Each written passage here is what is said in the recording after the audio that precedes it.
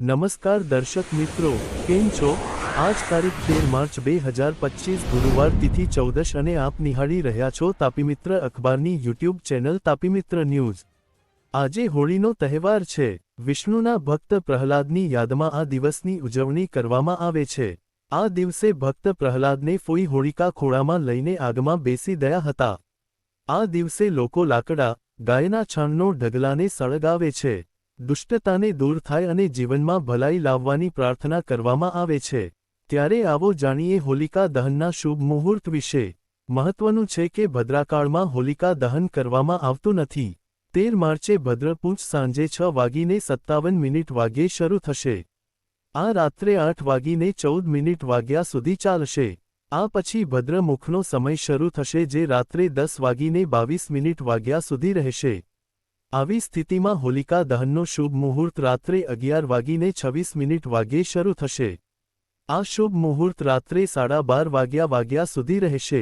આવી સ્થિતિમાં આ વર્ષે હોલિકા દહન માટે 1 કલાક અને 4 મિનિટનો સમય રહેશે। હોલિકા દહનનો શુભ મુહૂર્ત ભદ્રકાલ 13 માર્ચે રાત્રે 10:02 વાગ્યે શરૂ થશે। ભદ્રકાલ 13 માર્ચે રાત્રે 10:37 વાગ્યે સમાપ્ત થશે। હોલિકા દહન માટે શુભ મુહૂર્ત 13 માર્ચે રાત્રે 11:26 વાગ્યા પછી। મધ્યરાત્રિએ ફક્ત 1 કલાક અને 4 મિનિટનો સમય ઉપલબ્ધ રહેશે। જાહેર સ્થળે લાકડા અને ગાયના છાણાનો ઉપયોગ કરીને હોલિકાનું નિર્માણ કરવામાં આવે છે। હોલિકા પાસે લાકડી કે લાકડાનો ટુકડો મૂકવામાં આવે છે જે હોલિકાનું પ્રતીક હોય છે। ત્યારબાદ શુભ મુહૂર્તમાં પૂર્વ કે ઉત્તર દિશામાં મુખ કરીને બેસો। હોલિકાને કંકુ અને ચોખાનું તિલક લગાવો। પછી કાચા દોરાથી હોલિકાની આસપાસ 3 કે 7 વાર પ્રદક્ષિણ કરો। ફૂલોની માળા અર્પણ કરો।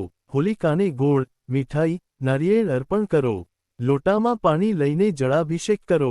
હોલિકાની 3 કે 7 પરિક્રમા કરો અને તમારી ઈચ્છા વ્યક્ત કરો અને સાચા હૃદયથી પ્રાર્થના કરો। હોલિકા દહન પૂજા પછી હોલિકામાં અગ્નિ પ્રગટાવો। હોલિકા દહનનો તહેવાર આસુરી તત્વો પર સચ્ચાઈના વિજયનું પ્રતીક માનવામાં આવે છે। પૌરાણિક કથાઓ અનુસાર ભક્ત પ્રહલાદની ભક્તિને કારણે હોલિકાનો અંત થયો, જે દર્શાવે છે કે સત્ય અને ન્યાયના માર્ગ પર ચાલનારાઓ હંમેશા જીતે છે। આ તહેવાર સમાજમાં આત્માની શુદ્ધિ, મનની શુદ્ધતા અને સદ્ભાવનાને પ્રોત્સાહન આપે છે। હોલિકા દહન પહેલા લોકો હોલિકાની પૂજા કરે છે। પછી હોલિકા દહન પછી લોકો એકબીજા પર રંગો લગાવે છે અને હોળીનો તહેવાર ઉજવે છે।